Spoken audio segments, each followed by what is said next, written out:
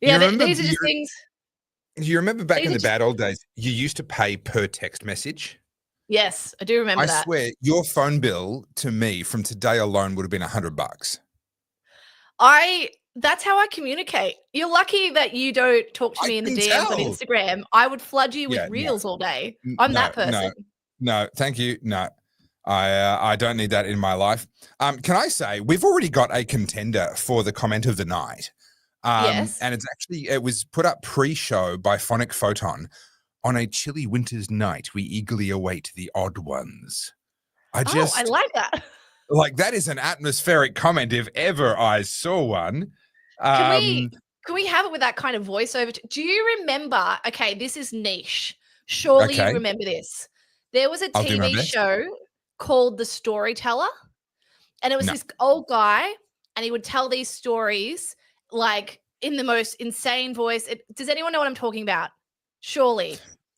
Jump in the comments if you know what Carly is talking about. Save her hide, because right now she's out on a limb and it's about to snap on her.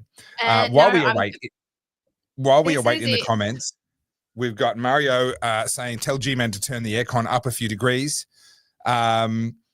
Deaf Black Fella, always good to see you. And Crisis King, where his lines. G'day, Oddies. God bless you all. God bless you too. Phonic Photon has come in actually with another comment with a super chat. Thank you to you. We do appreciate it. I wonder if the people will do to the left what the left did to the right in the French Revolution, symbolically, of course. Well, I'm not sure that I agree with the characterization of where the left and right were in the French Revolution, to be honest. I'm not a big believer in the left and right being very different. I think there's kind of this two axes there. There's the left and the right, as we call it in politics, but actually there's a second axis that's actually the one that matters, which is the axis of violence. I'm a libertarian, so I believe in no violence in government. But both the extreme left and the extreme right believe that government should have all the power to do whatever it wants, which is a position that holds that violence wins, might makes right. So, yes, I would suggest that one extremely violent faction of French society was executing another extremely violent faction of French society during the French Revolution. So I'd see that a little differently. But I tell you what, it's about to kick off in the UK. Things are getting, we'll get to that a little bit later, but things are getting really dicey over there. It's already kicking off here. I mean, obviously, you've all seen what I've called this episode today. I don't know if you want to start with that, but just across the world, we're seeing calls for violence. Like, in a civilized society, we like to think we're more intelligent and more civilized than everyone that's existed prior to us. And yet we're still calling for assassinations. Well, you and I aren't, but other people are. No. And acts of extreme violence. And, it's all justified, of course, because, ideologically, they feel like they're right. And so we're seeing a lot of this, and I would neither say I'm on the left or the right. I don't like that political spectrum. I'm of the common sense variety. I'm of the, I'm a libertarian like you, like live and let live for the most part. I certainly think there's a role that government should be playing, but this is beyond that. This is beyond left and right, liberal, Labor, Democrat, Republican. It's beyond that. There's a problem with the common sense thing, though, because the most loony lefty green will tell you that they're just common sense. It's just common sense. It's obvious. I'm just doing what's common sense. But they're also mentally unstable. So their opinions do not count. In your opinion, this is the problem. I don't have any time, and I don't believe I should need to take on the opinion of someone who cannot participate in civilized society without telling me prior to knowing them that they are neurodivergent. They need to tell me who they sleep with, and they need to tell me about their victim status. If you can't participate in the conversation without making yourself the center of it, I have no time for you. I don't value your opinion. And quite frankly, most of these people that are platformed thanks to social media are people who belong in mental asylums. Abbie Chatfield's number one. These people are so concerned with pathologizing just basic human behaviors and identifying all these little tisms that they apparently have to put themselves higher up on the totem pole of woke. And I don't have time for that. And I shouldn't have to listen to their opinions. That is the hill I'm going to die on. I think we've set a new record for how early Spicy Carls came to chat. I'm fired up. I'm mad. Spicy Carls has entered the chat, everybody. We've got a Spicy Carls. All right.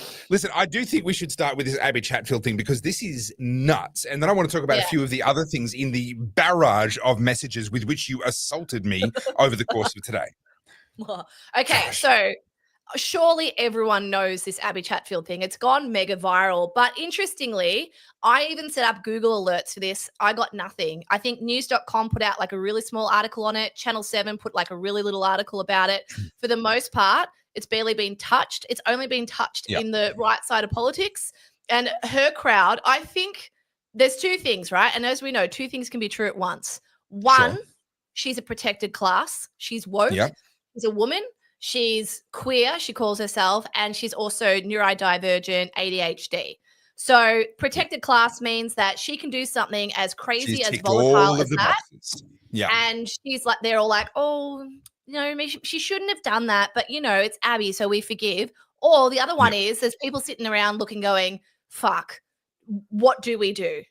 Because she's on our team, and what do we say? I think there's a little bit of both going on.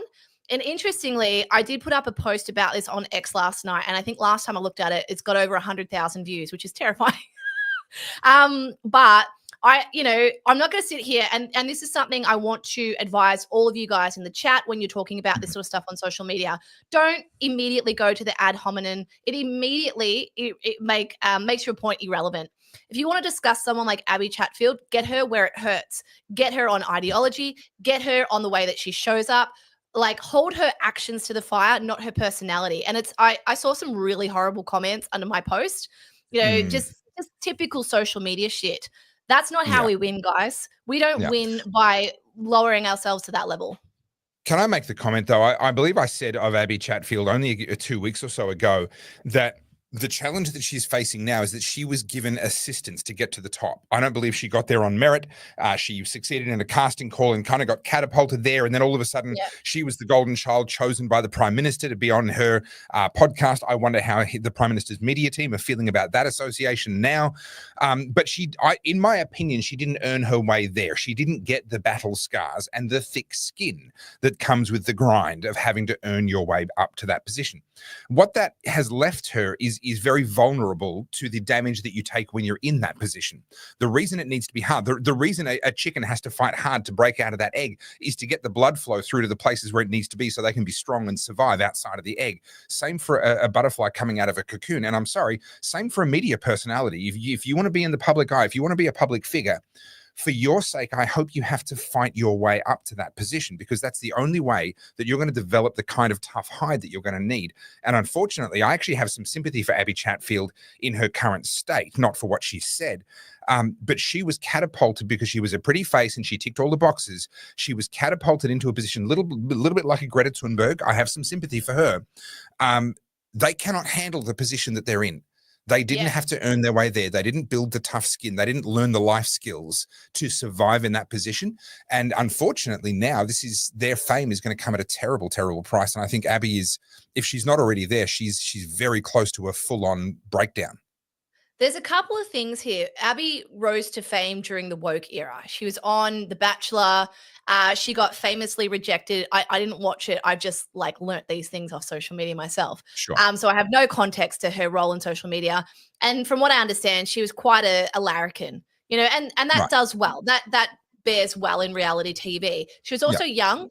And, people are going to argue that she's not attractive. That's subjective. She is an attractive girl. She's not ugly. So that does really well. And then obviously, as we know, 2020 or, 2019, that was the beginning of the progressive era. And then we had lockdown. Now, Abbie played her cards correctly. Topher, she did what you and I should have done, which is not should have done, but it's a lot easier if you do it this way. We would have had a much easier ride if we'd have done. Yeah. Correct. I'm not saying we did it wrong way, but it's just would have been easier. So agree with the lockdown and then, of course, push the vaccine. Now, for those of you who aren't familiar with Abbie, she was one of the most vile, notorious people pushing that vaccine. She was humiliating anyone that dared even question or dissent. But in the same breath, Abbie will tell you that You should be able to have an abortion whenever you want. It's your body, your choice. You should be having medical consent when it comes to anything, sexual consent. She wants to be a feminist. She wants men to bow down to her. Men should feel insubordinate to women. But how dare you speak up to Abbie? Because she, of course, is God Almighty. Yeah. So I guess we're probably avoiding playing what she actually put up online, because it's there's probably good reasons bad. not to. It's really bad. It is fair to say, and I mean the whole thing is so weird. I got shades of Britney Spears. Right now, Britney Spears' situation is complicated. I'm not picking a side on that, but some of the videos that Britney has released over the journey have been really disturbing. And I got shades of Britney Spears out of this Abbie Chatfield reel. She's doing weird little poses and sticking her bum out and doing kind of cutesy little things. She's on drugs. It's very evident she's on drugs. Yeah, whilst calling for the assassination of Donald Trump. Really, really disturbing stuff. So I think if she hasn't actually already entered a breakdown spiral, I think she's teetering on the edge of one. And for her sake, I hope she's got support. I hope that there are people in her life that aren't just trying to profit off her. I hope she hasn't burned all of her true friendships and true relationships and isolated herself in that way. So I hope she has a soft landing, but she needs to get out of the limelight for a while, and she needs to either choose a different path for her life, which is valid, that's fine, or she needs to have to re-earn her way back up to the top so that she actually has the hide for it. I want to contrast it to a couple of stories quickly. Hang on. Okay. So when we look at Abbie, her trajectory to fame is no dissimilar to child stars, for example, who get thrust into the limelight and then they're the darling, right? So Abbie went from The Bachelor to Fuckboy Island and all sorts of, I think she was on The Masked Singer. So all of a sudden she became very popular. She was everywhere. And the issue is, like I said, she ticked all the woke boxes. So she was getting all that attention. The problem with this is if you don't have a really good grounding and people around you who aren't enablers, you will grow an ego. We've seen Abbie grow an ego. That's first and foremost. And that happens to a lot of famous people, particularly if they're not grounded. Second to that, it's very clear that Abbie is showing some personality disorder traits. Now, I'm not going to diagnose her, but something like histrionic disorder or borderline personality disorder, she has all the markers for it. I'm not a doctor. I'm not diagnosing her. I'm saying there's definitely some questions there about that. But then what happens is when you have someone who has a platform like she does, it's full of impressionable young women, and then she's able to say whatever she wants, not be held accountable. The media won't hold her accountable, and no one can call her out because she's incredibly volatile and really nasty. Then you get this monster. I think she is probably weeks away from some kind of like spiral. I really do. And it's evident to me she is using drugs a lot, whether it's like prescription drugs or recreational drugs, looking at her pupils, looking at her mannerisms, like she's literally gyrating and feeling herself up. Her eyes are popping out of her head, and like there's been animated, and then there's like, you know, tweaking. She's tweaking in those videos. Yeah, and it's a really tough thing, but in my opinion, well, number one, there shouldn't be any law against what she had, allowing her to come out and post what she's posted. In my opinion, yes, it is actually a call to violence, and I'm such a free speech absolutist that I think actually she should be allowed to do that. But that doesn't mean she should be immune to any consequences. There are social consequences that can be levied. Ostracizing her, you know, other people saying, "Hey, I don't want to be associated with you anymore." Any brands that are sponsoring her, and, you know, not that I know that she has any, I don't know, but if there were branding associations or advertising associations, I'd be seriously reviewing that if I was the company spending money being associated with her. So all of those consequences are perfectly valid. But in her case, I mean, this is really like, this is intervention time. If you're her family, if you're her friends, if you're her agent, or just anyone that actually cares about her as a human being, I think we've reached intervention point. I think Abbie's surrounded by enablers. And look, I'm not going to comment on her relationship, but just going by what I see on social media, it seems that they're both very much in that party lifestyle. And that, look, you know, whether she's not sleeping well and she's taking her ADHD medicine or abusing it, who knows? Like, I don't know her story, but it's evident that this person is not getting enough rest and she's chronically online. I know we throw that term around, but this is someone that's showing, and like, this is worth a discussion. That's TikTok brain rot. That's what it looks like. Abbie doesn't live in America. She's not an American citizen. Realistically, Trump, yes, it flows into Australia, but it's not affecting her. Yet she's using her platform of over 1 million people to call for his assassination. And Albanese, and for these are the guys talking in the chat. If you don't know, Anthony Albanese was on her podcast. She was helping him on the campaign trail. She had Adam Bant on her podcast. She was campaigning for the Greens. Like, she's not an insignificant person. Yeah, she was their darling. They were trying to have her help them in the same way that Joe Rogan helped Trump, right? But obviously it's a ridiculous comparison. But in the minds of the Labor strategists, she was their ticket to the youth vote. Yeah. And guys, if you want to see the video, it's on my X, so you can go over there. We're not going to show it here. Can we move on from that now? I'm sick of Abbie Chatfield already. Okay. All right. I want to get to some super chats because there's some really good questions and comments and stuff that people have said and suggested. Okay. So Truth Oz, re-violence. On the day Don Jr. released all private comms with Assange, WikiLeaks search turned into a Seth Rich tribute explainer. Check the Wayback Machine. We still need Downers 302, worse than K Rudd. There's a lot in there. And I will say, Truth Oz, you've been deep in this space for a very long time. Most people will find that comment a completely foreign language and there's too much in there for us to unpack. But yes, I think Downer, the older I get, the more I think that Downer had a lot more going on than met the eye. I think that's a very careful way to agree with you.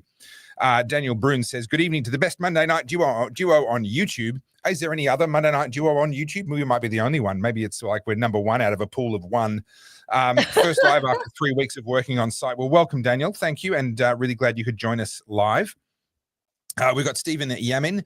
Thoughts on infantile mind and how we are starting to see this in Parliament. Please, Carly, tell me that you've got that reel that you sent to me. Oh, yeah, of the girls dancing. Don't say. But can you dig that up? No, not dancing. Oh, I don't know. I actually didn't play it. I saw the starting image and I went, I don't need that in my brain. I don't want to see that.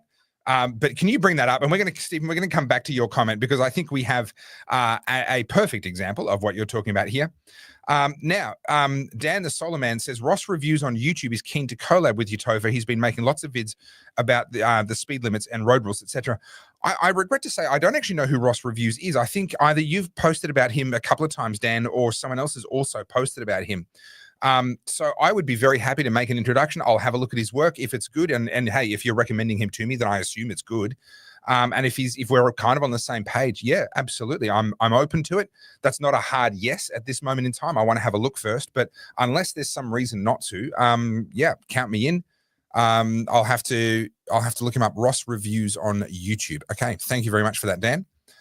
I'm pulling up these things that I've sent you. There's a few things here. Are you talking about what I sent you today, or? I'm talking about one that you sent me today that involves something normally associated with an infant. Yes. Okay. I thought you wanted to talk about all the parliamentary women that were doing TikTok dances, but we can go one better. That really does. Well, that does relate to the question, and I think that's where the question's coming from. So we'll talk about that. Let me just get back to it here. Because I think that's where Stephen's coming from with the question, but boy, can we go one better. Come on, Carly. All right, bring I've this got one home. I've got Knock it out of the I've park got first. Here. Are you ready, Stephen? I hope you're sitting down because this is not that. Hang on. I've got to. That was the wrong one. Pull this. I'm trying to do 3 things at once. Give me a bloody break. No, stop. Okay. That. I'm finding it. It's here. All right. Share screen. I'm going to remove mine altogether so you can't hit it again until I want it. I'll bring it back when I want it later. Can we see this now? Add to stage. Yep. And let's play it. Stephen, I'm just going to remove your comment. Come on, Carly. Come on. Mainstream. Some are specifically for nighttime, others are bedazzled, but they're all clearly for adult use. So why is this happening? Often, babies are given dummies as self-soothing tools. One psychologist I spoke to said that soothers could, in theory, also comfort adults, but probably only in short bursts.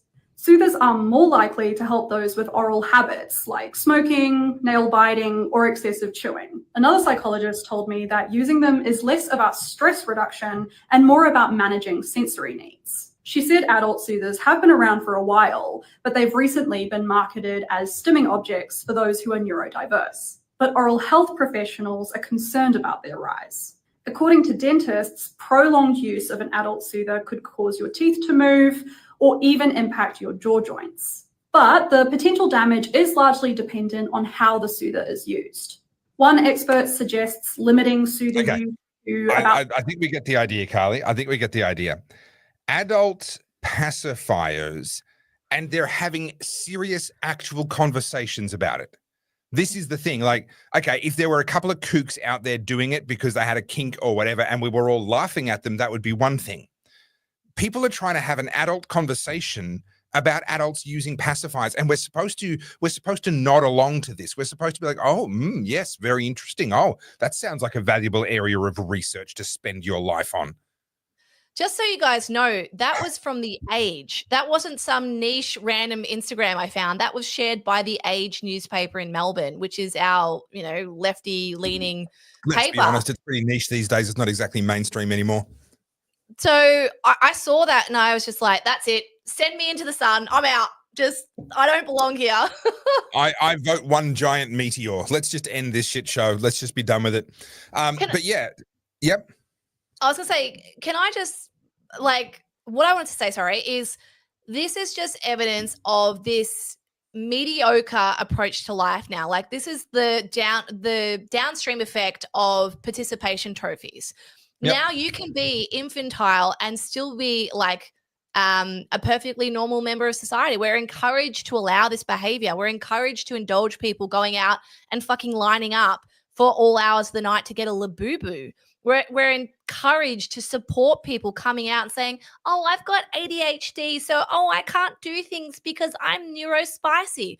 How many people now are apparently ADHD? How many people now are neurodivergent? It's basically enabling people who just can't be fucked doing anything in their adult life to allow them to position themselves as somewhat of a victim, and it just takes the pressure off them having to do anything, to be able to try, to participate, to get a job even. These people just want to be permanent victims and then be paid by the NDIS. It's ridiculous. Yeah. We've got the mental patients running the asylum. That's what this is. Very much so. And Tim Molesworth always looking for an opportunity to plug the Rexit strategy, which I happen to be on board with as well. Says this is why we need Rexit. Regional exit, creating new states where us country people don't have to tolerate you city idiots anymore. We need Rexit. I guarantee you no farmers are using adult dummies. I think you're probably correct about that. I suspect there's plenty of greenie protesters heading out to farms and vegan protesters that probably use them, but none of the actual farmers themselves I would be willing to wager. I love this from Al Gore. I think that's exactly what's happening. Sorry, I can't go back to it. Can you? There we go. Yeah, there we go. Yep. Look, pretty much. The issue is, and someone just wrote, Paul just wrote in the chat, ADHD used to be called hyperactive. This is something that I, once I'm done doing the beauty standards thing, I want to look into this need to pathologize very normal human behavior. To take away from people who do truly have ADHD. I'm not saying it doesn't exist. What I'm saying is now people are desperate to get that diagnosis. And I dare say there's a way of rigging the system. I've never gone through it. I have no idea. But they get, what's the ADHD medicine? It's basically Ritalin, which is what is it? I need to show you something, and this is going to horrify. This is going to horrify all of you. But this was shared by the ABC, so I'm going to line it up, and I apologize because it's messed up. But worse than the thing you just showed us. Yeah. Oh, goody. Okay, so hang on. I need it to start again. So if I just refresh the page. Yeah, okay, that works. All right, let me share the page. We'll go there. And then... Please hold. Normal programming will resume shortly. I'm trying to do two things at once. It's very difficult. All right, do that. Refresh. Savers best customers. I think so much of what's in this room is thrifted. I'm Grace, I'm an ABC journalist, and I've been chatting with young people to find out what the government could do to make their lives better. It's not enough. Accessibility to healthcare is one of the frontline things for me. Today I'm visiting Micah and Chief. It's great. They're both neurodivergent, non-binary, and eccentric art lovers. If my health was sorted out and I had more help for my health, I could do so much more. This is just a tiny little sneaky peek of my room. Micah grew up in the area and works as a full-service sex worker, tattoo artist, and artist. For me, like my experience and what's holding me back the most from just being the best version of myself is my health. I've diagnosed autism, but I haven't had the chance to be diagnosed with ADHD yet because it's too expensive. You need to earn the money to get there, but to get a job, you need to be able to handle your ADHD symptoms to get there. One thing I really struggle with is insomnia, and even just seeing a sleep specialist is about $600, $700. She moved to Melbourne in 2020 just before lockdown and was studying psychology and fashion. Currently, they are not studying due to disability, but would like to return when their health improves. I think the expectation that you can They there. Turn it off, please. Gosh. You weren't enjoying that? Our taxes pay for that. You know, there's a verse in the book of Proverbs. The book of Proverbs in the Bible has some of the best money advice and some of the best life advice you could possibly ask for. There's a verse in there that says, a man's hunger drives him to work harder, right? And I look at people like that and they go, oh, I can't work. I can't this. I need this before I can da-da-da. No. Go get hungry. Right? No. Like literally go and experience an empty belly and a grumbling tummy. And the only pathway from where you are to food in your belly is via some real, actual, honest work. And all of a sudden, you're going to discover that you have the ability to be productive. They've lived such a coddled life that they think, oh, because I don't feel like it is a valid, reason to not have to work. And our government enables that stuff. Well, not only that, that is the ultimate privilege, isn't it? I am so privileged that I have the option to tell you that I haven't had an opportunity to get my ADHD diagnosis my yet. Heart bled for her, for them. Sorry, my heart bled for they when they said that. Don't get us kicked off YouTube. I know. I'm so sorry. I apologize. Have you ever heard so many fucking buzzwords in one sentence? Like I'm non-binary, I'm neurodivergent, I've got autism, I'm a sex worker, I'm an artist, Carly, what else did she say? Carly, what? People listen to us because they want to feel good and they want to have a laugh. At this point in time, every single person out of the 671 people watching right now, every single one of them is applying to be on Elon Musk's next rocket to Mars. Okay, I'm there. Everyone is trying to leave the planet thanks to the last, 26 minutes and 55 seconds of our show. Do we have anything happier? While you think about that, can we get to Ricky Hammer's comment here? Can't have common sense without a common culture. I only partly agree with that. I think you can have some massive cultural differences and still agree on some sort of bedrock underneath that. But yeah, there does come a point where if your cultures are just completely diametrically opposed, for example, I don't know, just plucking some ideas out of thin air. If someone comes from a culture where they believe that women can be owned by men and that their word is only worth half of a man's word in a court of law, then there might be some incompatibilities there where it's not possible to have common sense in common with such people. But it would take some pretty extreme differences, I think. I think for most people, most of the time, we can find some level of agreement. I've been mulling this over in my head for ages because you and I sit on sort of different parts of the immigration spectrum. Sure. I am very much of the we should all go abroad and travel. Like I will scream that from the rooftops till the day I die. 100%. I do see, however, though, having been I've been to 72 countries, I've seen a lot of different cultures, I've experienced a lot of things, and there is definitely incompatibilities. Now, that's not to say that those people are bad, but I feel like when you throw them all into one big melting pot, like we're seeing in a lot of Western worlds right now, that's why we're getting all this destabilization. Whether or not it's by design or not, that's not what I'm talking about. What I'm seeing here is this breakdown in social cohesion. And it's as simple as now we're dehumanizing people over the stupidest things. And I've talked about this for ages. We're going to see race wars. We're going to see Cronulla 2.0 because this melting pot is not conducive to having a civilized society. I'm not saying these people are bad. What I'm saying is when you've got people who have got cultures, exactly like you said, who view women as subhuman, who view Western philosophies as evil or haram, or when you have people who live in a continent of 1 billion plus who have killed their holy river by throwing in dead bodies and feces and rubbish, and then you bring them here, there's an issue with assimilation. I'm not saying Yeah. they're bad people. What I'm saying is they're bringing their habits, their culture here, and we're not upholding our part of the bargain, which is to introduce them to our way of life, help them adopt to it. And if they don't, then I'm sorry, they don't belong here.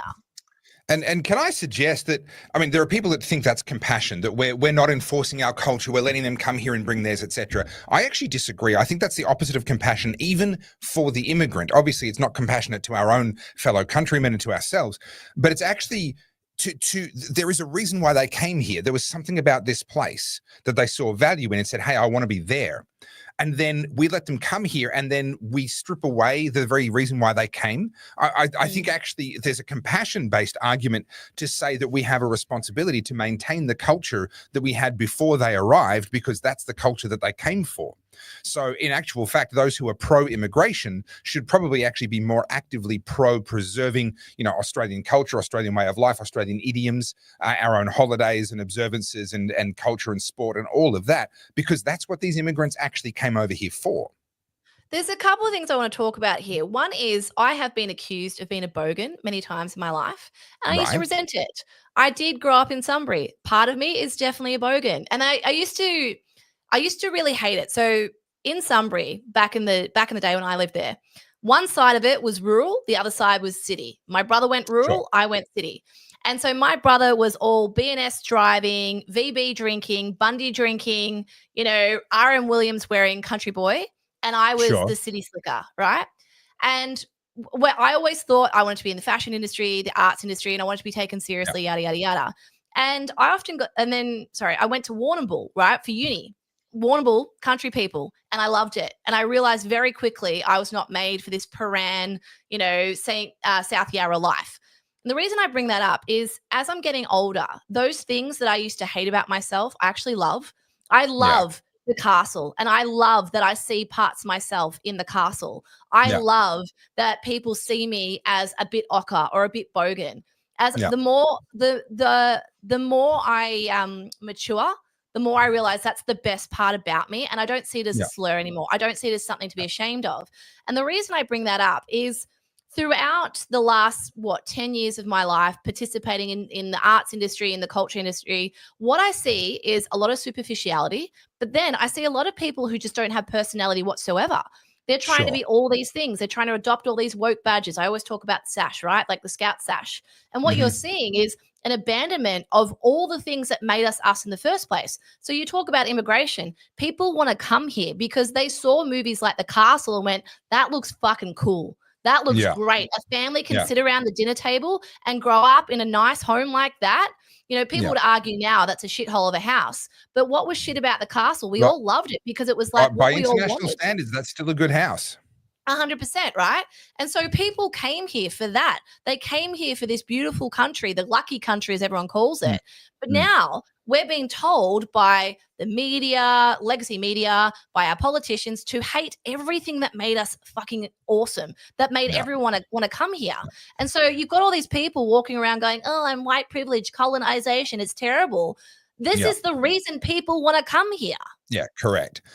And when anyone wants to tell me, oh, this is stolen land, you took it from Indigenous Australians, my answer now is you're welcome. That's genuinely, that's my answer. You're welcome.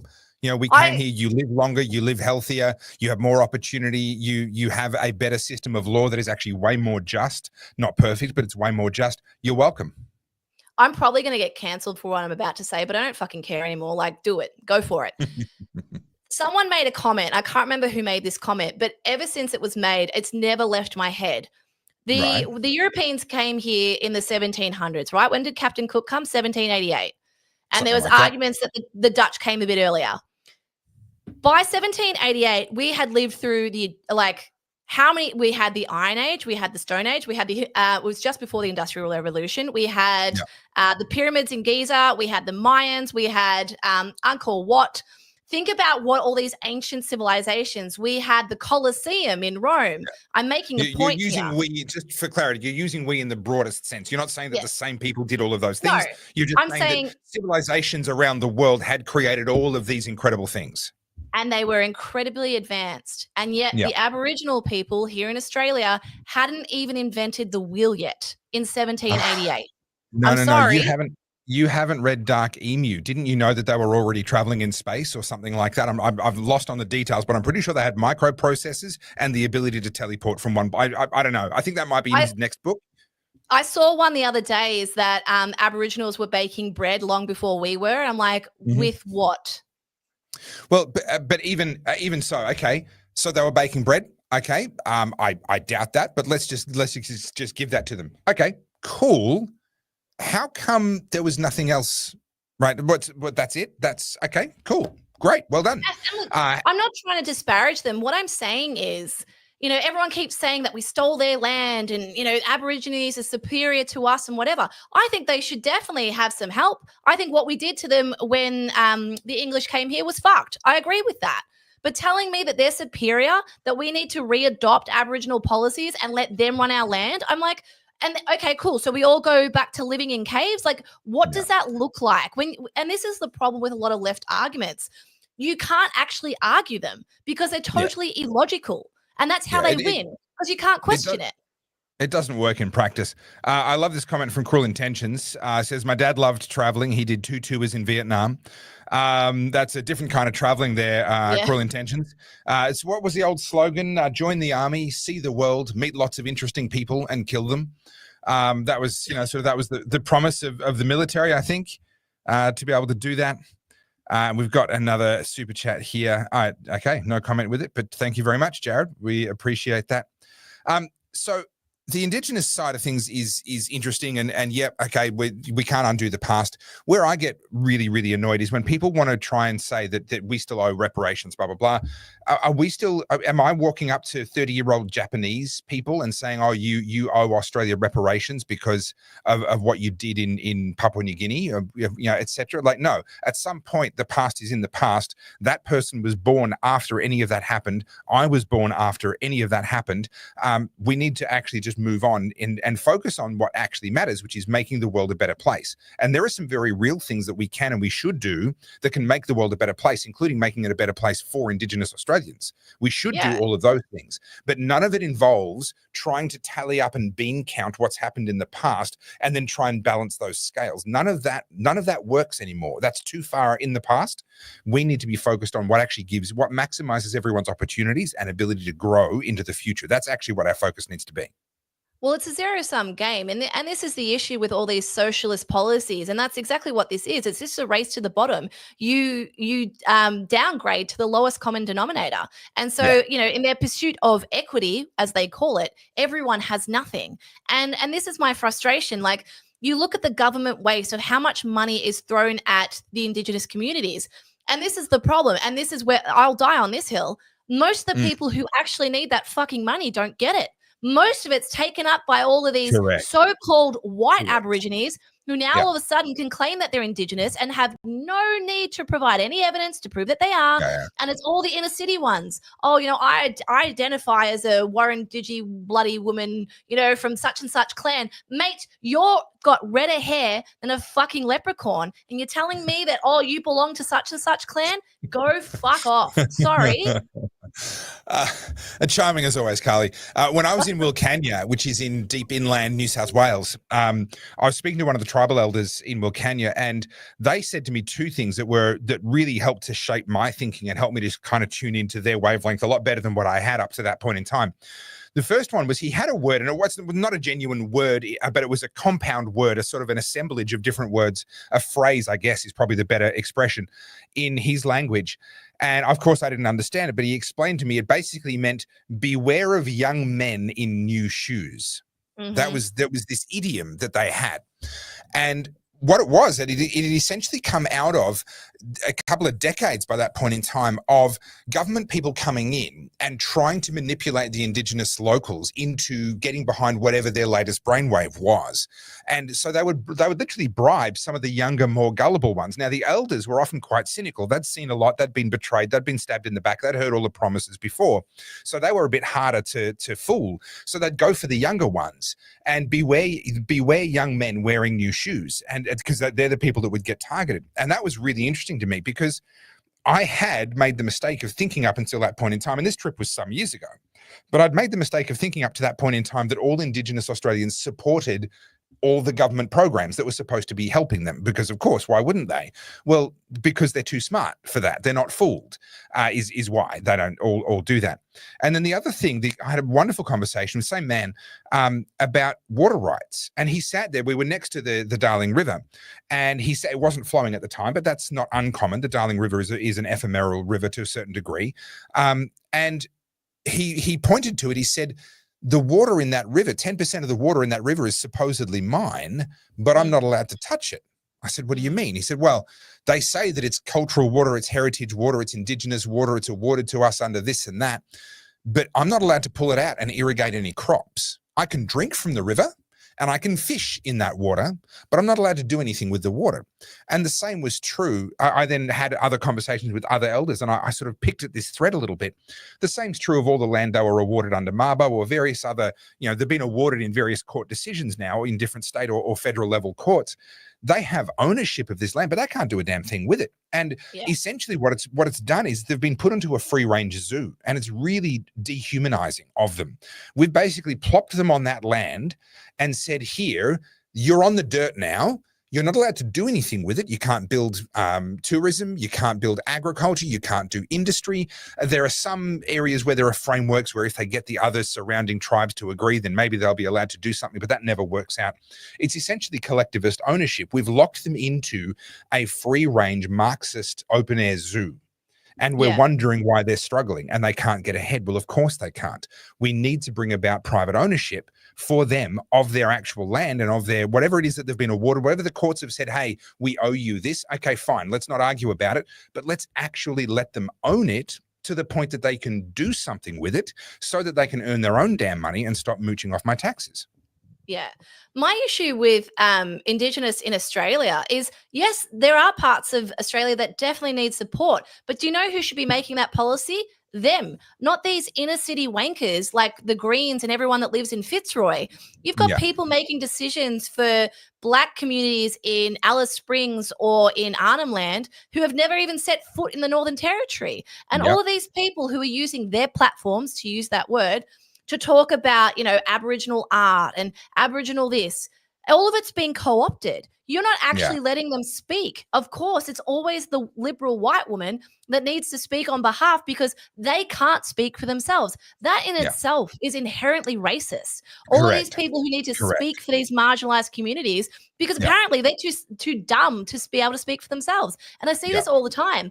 You look at Jacinta Price. She is an articulate woman. Whether or not you agree with her politics is irrelevant. Look at the way she's treated. She's on the wrong team. Therefore, she's completely debased in the media. She's one of the smartest, kindest people and very funny that I've ever met. Now, do I agree with all of her policies? Not necessarily, but I think she's a very respectable woman. I think she speaks very well, and she's a great person to have in Parliament. But of course, because she's on the wrong team, she's the wrong Aboriginal voice. And this is why it's all performative. None of this stuff is actually real or sensical.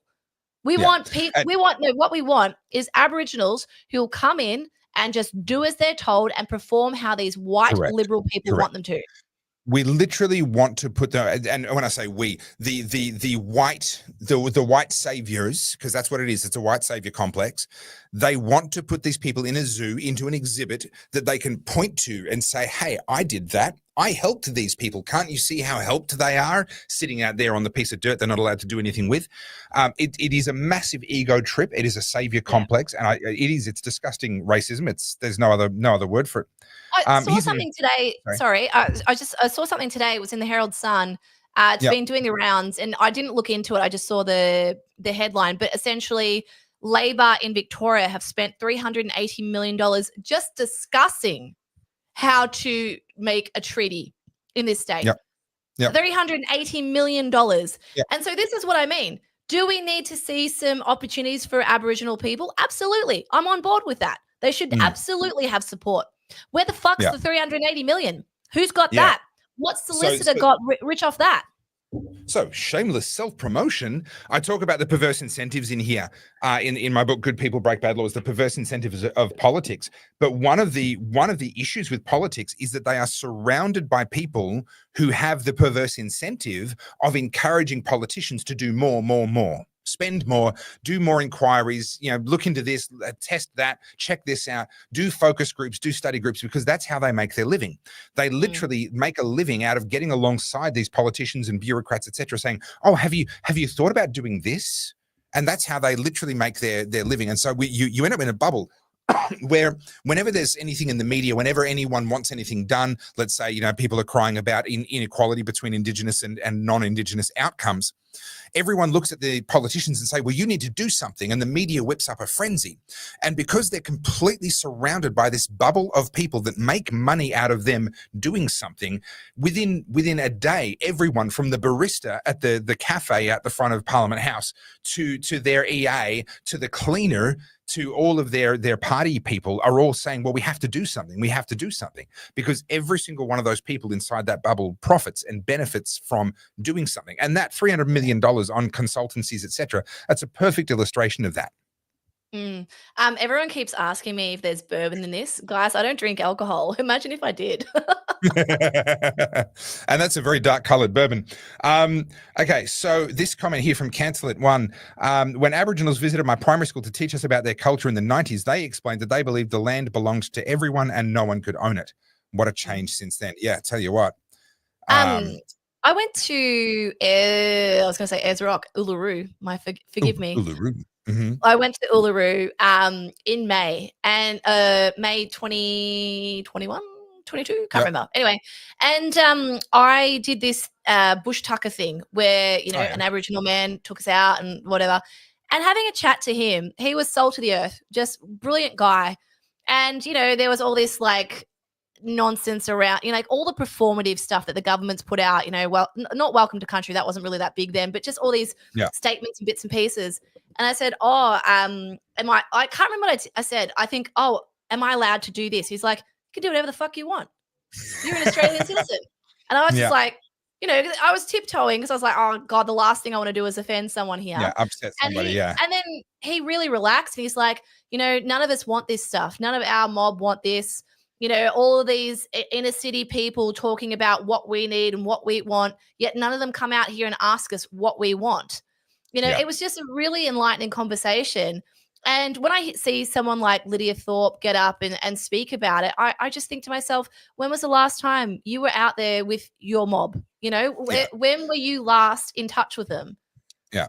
And I want to come back to what you said about Jacinta Price. So I consider her a friend, so I'm biased. Her and her husband, Colin. We see each other at conferences and I'll just hear either Colin or Jacinta's voice from the other side of the atrium or whatever, just Topher! And she'll come walking towards me with her arms up and give me a big hug. Loveliest human beings. And Colin is an absolute gem. But she lives with her people. She lives in the place that she represents, and she actually experiences the realities of what that's like day to day in her life. She mixes with those people. She faces those people on a regular basis. So she's got that accountability that happens from actually being out there. And so when she stands up in Parliament and says, hey, she should be taken infinitely more seriously than the vast majority of people in the white savior industry. And to see the way she gets treated, I was really pleased by Michaelia Cash. Now, she's not someone that I'm a big fan of generally, but I was really pleased with the way that she came out and really gave the Parliament a dressing down over their just complete dismissal and disrespect towards Jacinta Price. I thought that was actually not rare. To be fair, Michaelia has had some good moments along the way, and I think this was another one. It was a good moment, and I was very pleased to see that. And with that happening alongside all the moves that are happening with net zero right now, and the Liberal Party are seriously looking at ending their support for net zero. The Nationals, I think net zero is done with the Nationals. I think that's all but done. And I think it was West Australian Liberal Party, the state West Australian Liberal Party, I think recently withdrew from all of their net zero commitments. I think there is a big shift happening, and I'm really optimistic that we're going to see that shift happen in Australia politically rather than violently. What we're seeing happen in the UK right now, I agree with what the mobs want, using the word mob loosely, but I don't like it's on the verge of getting really ugly over there, and I don't like that. I don't want to see that. I don't want to see people get hurt, not even the people on the other side from me. So I'm hopeful that here in Australia we might actually be about to see a rapid political shift within the Liberal and the National parties. All they're doing is coming into alignment with where One Nation and the Libertarians and others were the whole time on net zero. So, let's not give them too much credit. They could have been there years ago and they weren't.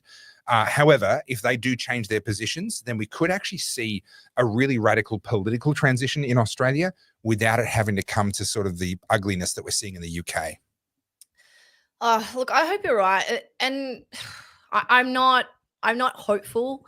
And I say that as someone that's sort of observing culture, Sure. particularly with young people under 30, predominantly women who are quite captured by all this Marxist thinking. The discussion around the voice, I think that was pretty evident that Australians don't want to be divided, that we don't want to see, two different sections to this country. And I think if you were to survey the average Australian, go out to regional areas, whatever, I think everyone would agree with those common sense approaches. Like, yes, we should support our Indigenous community. Yes, we should help them. Yes, there should be funding. Should there be $380 million being siphoned into other people's bank accounts? No. And this is the issue with government bloat. Yeah. I mean, we all know how this works. It moves at a glacial pace. Someone somewhere's got to sign this check, and then this person's got to do that, and you need to pull on a consultant for $500,000 per annum, and nothing will ever actually get done because they don't. And this is the thing about the government. I think we've spoken about this before. They don't want to solve the problems because then they can't get elected. Yeah. They need those problems to get elected. Yeah. Well, Kitty, are you watching from America right now, or are you an American in Australia? Either way, welcome and nice to have you. And thank you everyone to the super chats. Yeah, the super chats, but also just the chats. I mean, there is a absolute. I genuinely cannot keep up. I cannot keep up with the comments. They're just pouring in, and I'm really, really. I feel really bad because I'm like looking and I'm trying to talk to you, and I'm. Yeah. It's sort of you have to pick. So Alan, I got his phone number. And I'm led to believe that he's read my message, but I haven't had a reply yet. So there are people that know Jerry. So we're talking about Jerry Noonan. He's the guy that went absolutely off in that interview the other day that we saw. National hilarious, treasure. Talking about net zero and how stupid it is and how we need baseload power and all the rest of it. He is a national treasure. Apparently, I had so many people get in touch with me and say, oh, I knew Jerry back at this time, or I met him at this place. And all of them had nothing but good things to say about him. He seems like an absolute top bloke by all accounts. And I'm desperate to do a long slow chat with him. I'll light up a cigar and just sit here and I'll talk for as long as he'll talk to me. So I'm pretty keen to do that, but unfortunately I haven't heard back yet, but don't worry, I haven't given up. And I will keep on working on it because I'd love to just do that. The art of just having a chat with people, it's a lost thing. I wanted to shout out Deaf Blackfella because he watches us every week. And I apologize when I get fired up. I know I speak fast, so I apologize. You can't lip read.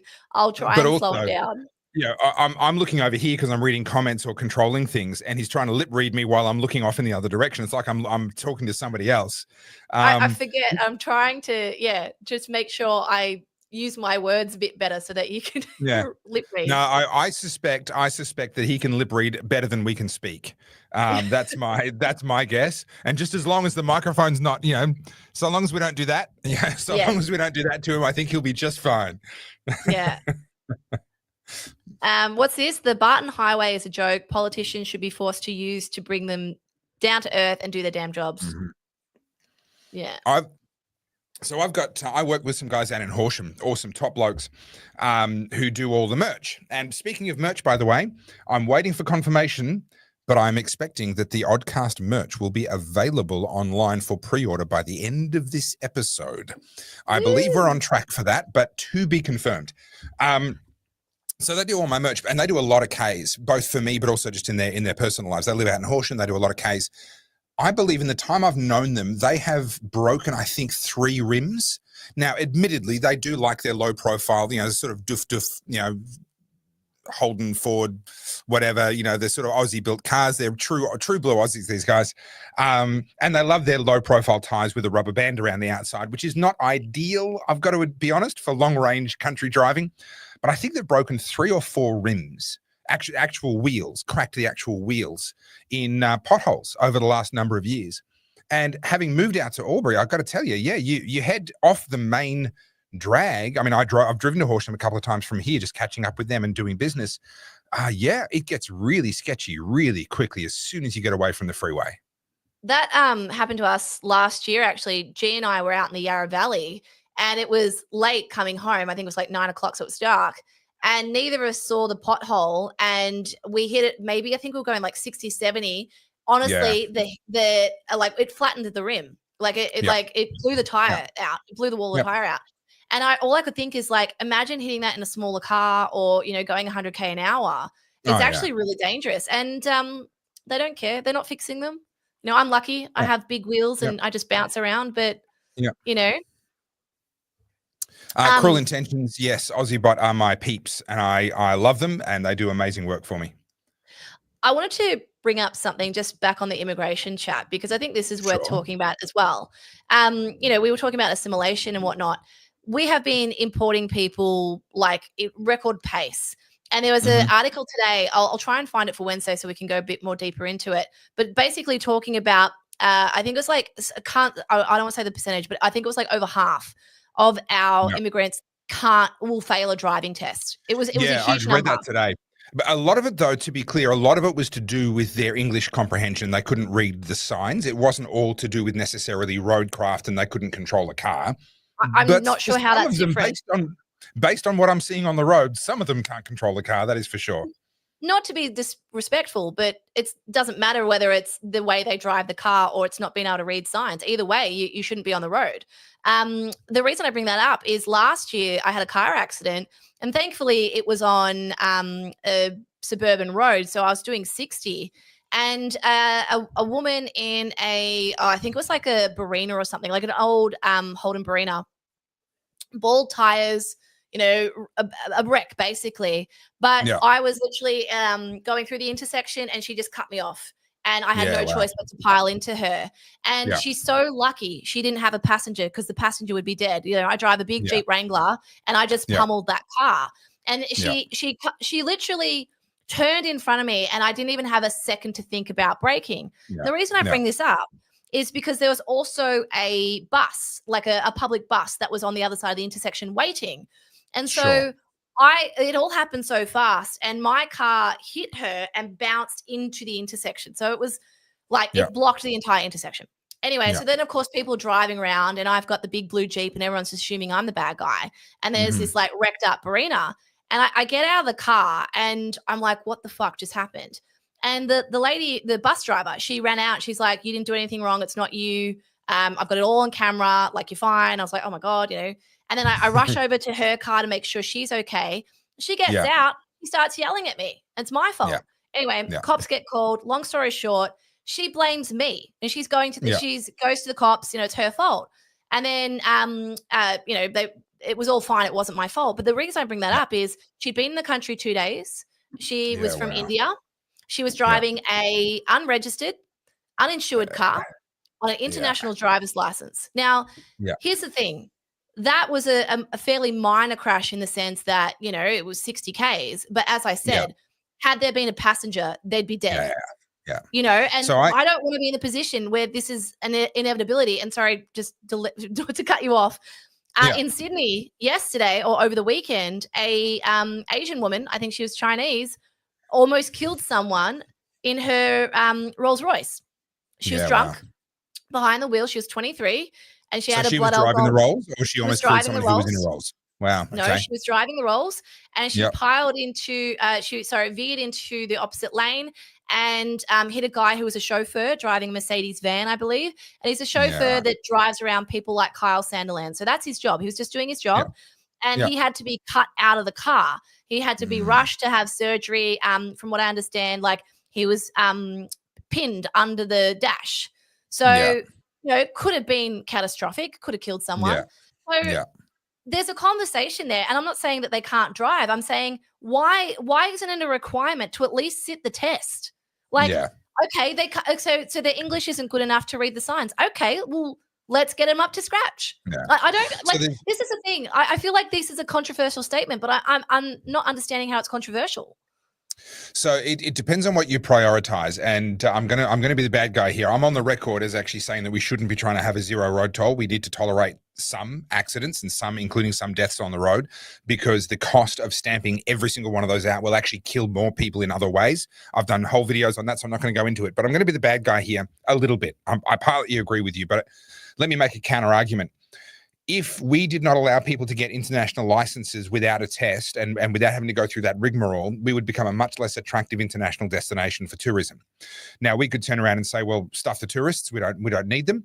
And that's easy for us to say, but for the businesses that do depend on tourism, for the regions that do depend on tourism, for the universities that do, that are aimed maybe more at sort of driving age students, et cetera, that's a pretty big deal breaker for them. A lot of our economy, rightly or wrongly, is dependent on people from other countries coming and spending time and money over here. And if we make it too difficult for them to get a license and get on the road, they're going to reevaluate their priorities and maybe go somewhere else. And that includes the ones that can drive as well as the ones that can't. It won't just get rid of the bad drivers only. It just makes us a less attractive destination across the board.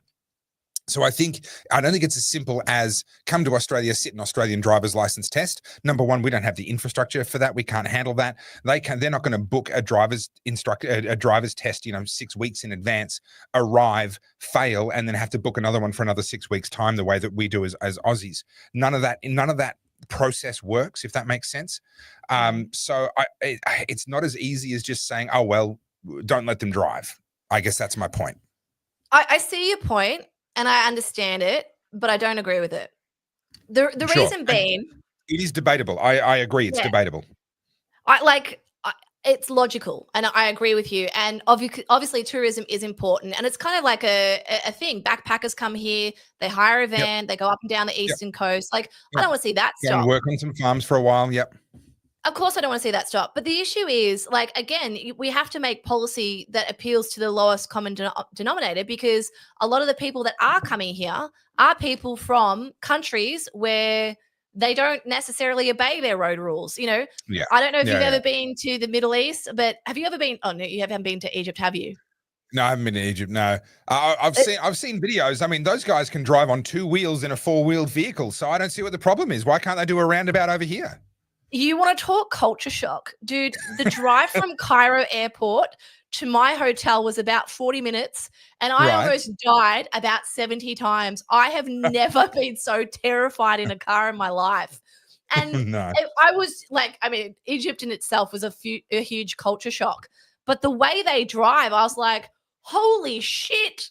The fact that we made it, and I mean, the cars show their driving skills. You can see all the battle wounds on the cars. Yeah. And this is the thing, right? It's a bit like all the Aussies going to Bali and hiring scooters and then, basically almost killing themselves. And I know Bali's cracking down on that. And I agree.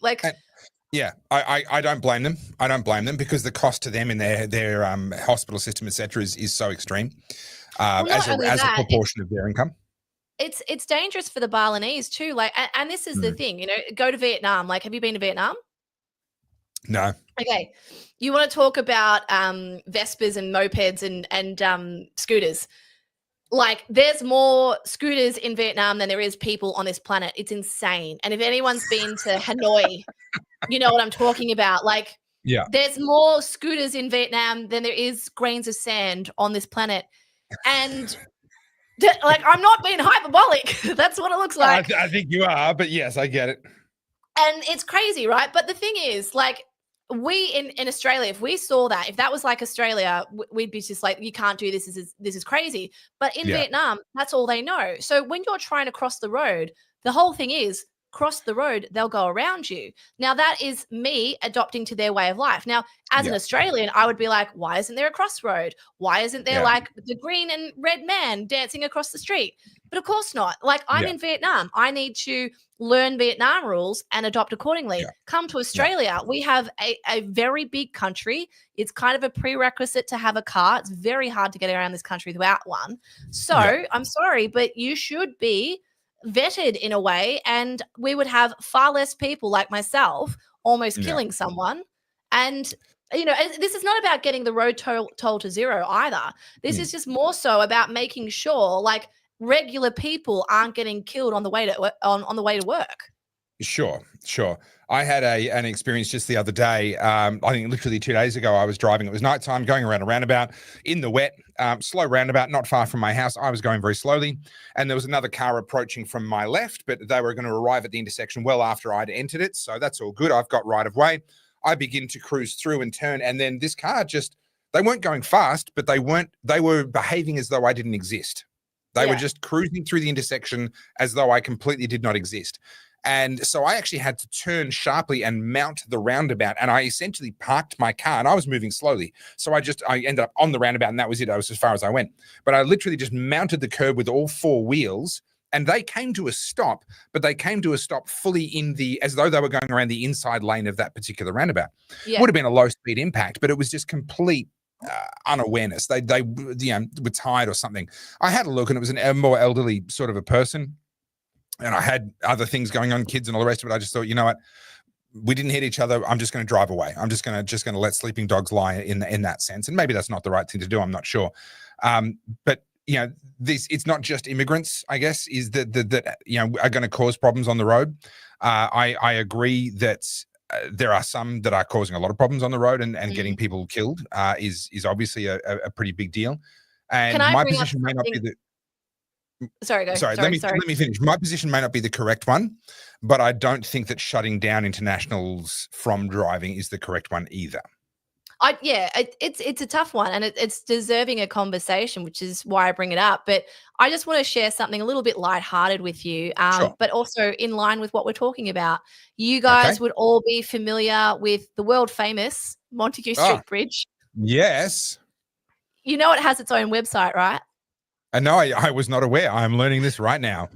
It has its own website, and on this website, it's how many days since the Montague Street Bridge has been hit. It says 26, but I regret to inform you that indeed just 4 hours ago, it has been hit again. So wow. I've got the news here. Hang on, I'll pull it up. So for anyone from Melbourne, this is like just a continuously kind of running joke. The Montague Street Bridge getting hit. It's a part of life. It's funny. I mean, another truck driver has ignored multiple signs, flashing lights, and warning gantries to smash directly into the Montague Street Bridge this morning. The delivery vehicle, you can hear it in the tone of the announcer. The crews tried to dislodge it. It is the fifth vehicle to hit the bridge this year. It's been 26 days since the last. Fifth one this year. It could not be more unimpressed. He's so fed up with that story. He's like, can we just copy and paste from the last time I did this story, for crying out loud? And I don't want to point out the obvious, but yes, they're exactly who you think it is. There's gantries, there's warning lights, there's 100 different signs, let alone the fucking bridge in front of you that says, hey, I'm really big. Here's a good thumbnail for this episode, Carly. There you go. They have those hanging dangly bits that hang down that you hit on the way in. So it's actually, to hit the bridge, it's at least the second thing you've hit on the way in. Now, I've got Big Fella's comment here, or question with the merch. Get them to order some big sizes. We're not all normal like yous. So all my stuff goes up to 5 extra large. If you need bigger than 5 extra large, you need to send me an email, topherfield@gmail.com. And I'll be able to organize a special order for you with the guys at AussieBot to be able to do that for you. So we can, whatever size you take, if the size exists, we can get it for you. But if it's bigger than a 5 extra large, you're going to have to send me an email. We'll organize it that way for you. The reason I keep on ignoring Carly for a little while is because I've got my team working on getting all the products up on the website right now. I believe some of them might be there. So those of you that are more enterprise, you can go and find those yourself right now. But there's only 1 or 2 up at the moment. There's a few more coming. So hopefully by the end of this episode, I'll be able to show you on the website that they're all ready to go. And those of you that would like to grab some Oddcast merch can do so. Can we segue into something that will make your blood boil? Okay. So we started by making everyone want to leave the planet. Is this just the depression episode? Is that what we're going for here? I'm laughing. No. Right. Let's read what Pro Engineer has said. What he said? Being able to read English street signs is not an unreasonable requirement, though. I'm all for it for international licenses being available, but there must be limits. Yeah, and I think that's the discussion we're having is where should those limits be? I think a basic comprehension of a stop sign versus a give way sign is pretty important, but I'm not so sure that they need to be able to read, the directions over the top of a freeway necessarily. I mean, that's why we have the icons. That's why the airport symbol is there.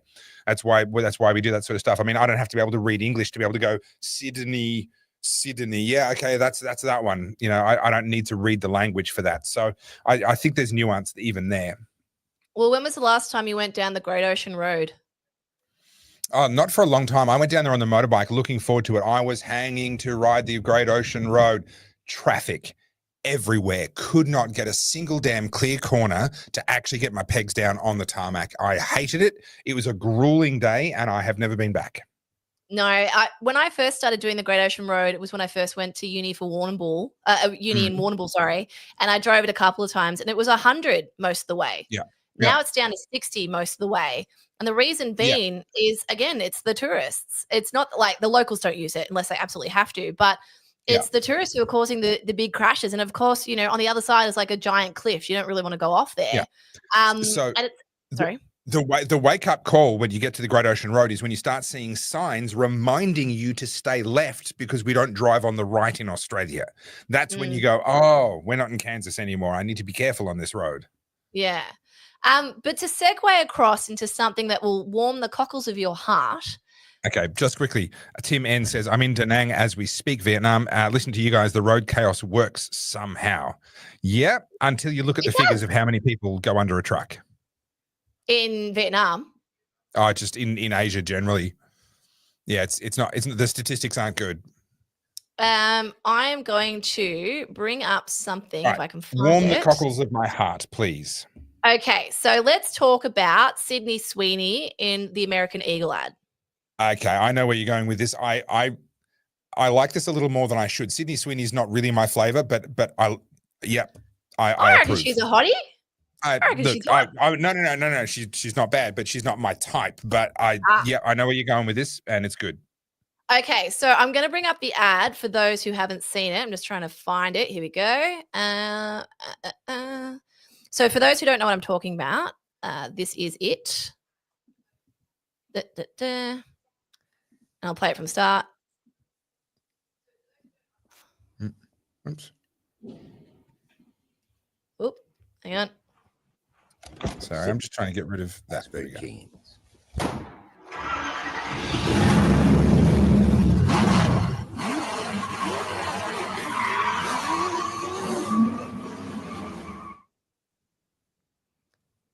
She's a babe. I'll call it. She's a babe. I don't know if you realized. Good ad. I don't know if you realized, but you were just watching some Nazi extremism in the name of eugenics. Oh. This is Nazi propaganda. No wonder I liked it so much. Right. Explain. I'm obviously too stupid to understand this. It's brilliant. I'm loving this. Okay. Sydney Sweeney, her initials, SS. Oh, really? No, I'm not done. She's blonde. She's white. She has blue eyes. She is eugenics. That's it. This is literally the Aryan race making a comeback. Up as clickbait for the Oddcast, or is someone actually saying this? I knew you would say this. So this is where it gets really fun. Okay. And I'm just going to watch. Clarify for everyone watching, this is not where I thought this was going. I thought this was going in a very different direction. So well done, Carly. You've pulled one over my eyes. Hang on. I did not see this coming. I did not. I did not see this coming. Okay, here we go. Is that up? Hang on. All right, we're all going to watch it together. You ready? Often determining traits like hair color, personality, and even eye color. My jeans are blue. Sydney Sweeney has very keen. They're literally saying the quiet part out loud, but was it ever truly quiet when you're wearing dumbass merch like this? I mean, really, make America great again. When was America ever great? Their definition of greatness was when this country was full of white supremacists and that slavery still existed. And now we have this interesting ad with a play on words where we pass on blue genes to those genetically with blue eyes. And let me just guess that they're going to market that these jeans are made out of 100% cotton. Heaven forbid that there's any poly blend or any mixture of other fabrics, because we will totally wrap them all up and incinerate them like we incinerated $10 million. I don't have enough IQ to lose to continue watching this. You're not done. There's No, more. go on. Yeah, that's where I thought you were going. Not All this. right, ready? Should we be surprised that a company whose name is literally American Eagle is making fascist propaganda like this? Probably not, but it's still really shocking. Like, a blonde-haired, blue-eyed white woman is talking about her good genes. Like, that is Nazi propaganda. You can't make this shit up. You cannot. It's Well, always they are making this shit up. Piercings. Okay, so can we go back to that screen? Because just above that last piece of brain rot that you played was where I thought you were going. Because American Eagle, let's not forget, they jumped on the woke bandwagon, the plus size model bandwagon. They went all the way in. Can you bring up that screen again? Hang on, I'm just grabbing it. Here. Because so put that on the screen. Oh, can you not see it? Hang on. There. Okay, so that bottom left, if I'm not mistaken, was a advertisement for American Eagle. That was American Eagle jeans. 5 years later, Sydney Sweeney. Now look at the top one. This particular example is looking at Nike as well. 5 years ago, now. We've already talked about the Volvo ad. Volvo are ahead of the curve. They're not a progressive company. They're a company that wants to sell cars. They got progressive in the 70s because that's where the sales were going to be in the future, and they were right. They're now going conservative. Their last ad released a year or so ago now, super family friendly, all about special moments and all oriented around family and specifically multiple generations, the childbearing, the bringing of new life. That's what their whole ad was all about. We are watching a massive cultural sea change happening before our eyes. And this thing with Sydney Sweeney, no wonder the haters are hating on it so hard, because this is not just American Eagle being American Eagle. This is American Eagle retreating from having been captured by the nonsense. Yeah. I want to play you something else as well. I'm actually making a video on this. I don't know how to share this. Hang on. So talking about advertising changing, this is something that I'm big on. And obviously above that, we've got the Nike ad there, which is, all the woke stuff, an overweight woman. And then you've got, I want to talk about the family talk. You've got this golfer with his, baby. I did a video yesterday where I was talking about, I don't know if it's worth playing. It's like a 2-minute video. Do you want to watch it? So this all makes sense? Your video. Yeah, play it. Yeah. All right. I'll bring it up just so it makes sense, because this is something I'm noticing a trend of, and I think it's probably because I pay close attention to this stuff. But let me just pull up my Instagram video. Oh, you guys can see that? Excellent. All right. Yep. So... But congratulations, Range Rover, for creating an ad that makes you feel like having fun is a crime. Range Rover just dropped a 55th anniversary campaign, and whilst it's meant to celebrate design evolution, I can't help but feel, looking at it, it looks like the death of imagination. So let's take a look at it. On the left, we have a vintage Range Rover, sky blue, boxy, full of character, and it looks like it was built for muddy boots and road trips, not underground parking garages. And standing beside it, the stunning woman in a Poochie-style dress, red lipstick, gold heels, big wavy hair, and she's smiling. She looks like she has stories to tell. And then on the right, we've got the 2025 version. The car is silver, beige, smooth, silent, no texture, no edge. And the woman, white dress, beige bag, no smile, tight, low ponytail. Perfectly curated and completely expressionless, like she's just stepped out of a concrete showroom into a life that she's trying not to feel. It's not just the styling, it's what the entire image conveys to us. We're not selling joy anymore, we're selling restraint. We are living through one of the most emotionally muted, aesthetically flat eras in modern history. And I get it, minimalism was originally about clarity and intention. But now it feels like anxious conformity. Beige homes, quiet luxury, no color, no risk, just emotional sterilization in the name of taste. We're no longer expressing ourselves, we're curating ourselves for the algorithm's judgment. Remember the old Toyota ads? Oh, what a feeling, Toyota, people jumping for joy, and the I bought a Jeep ad. I literally did buy a Jeep because it looked like fun and I didn't want to miss out. But today we're not buying freedom, we're buying belonging by attachment. We're buying permission to exist in a system of quiet compliance. And it all makes sense. We're all under digital surveillance now. Every post, every outfit, every facial expression is being watched. So we tone everything down to survive it.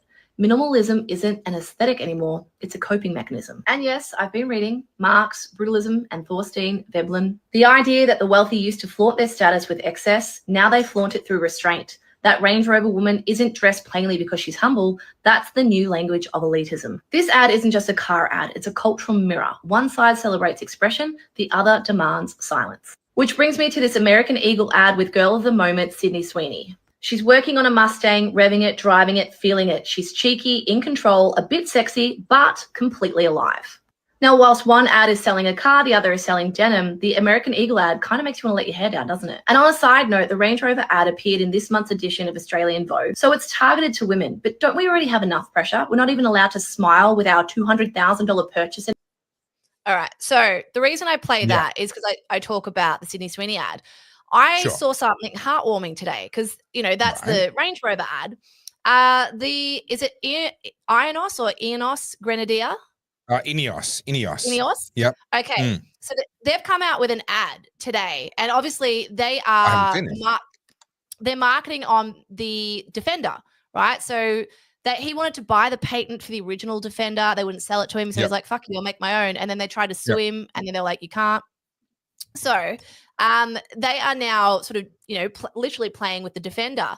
But I think this will warm the cockles of your heart. And if I figure out how I can share this particular thing, video, can I do this? I'm learning this live on here. Robert says that he wears double demon. Let me know how that goes for you, Robert. That sounds like a spicy time. All right, so I don't know if that's going to play the sound.